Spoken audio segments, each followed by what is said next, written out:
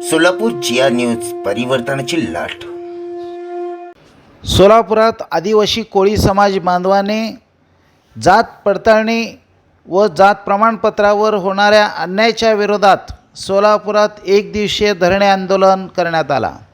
सोलापुरातील जिल्हाधिकारी कार्यालयाच्या पूनम गेट येथे कोळी समाजाच्या जात प्रमाणपत्र व जात पडताळणी प्रमाणपत्राच्या विरोधात होणाऱ्या अन्यायाच्या विरोधात कोळी बांधवांनी आज पारंपरिक वेशभूषा करून या आंदोलनात सहभागी झाले।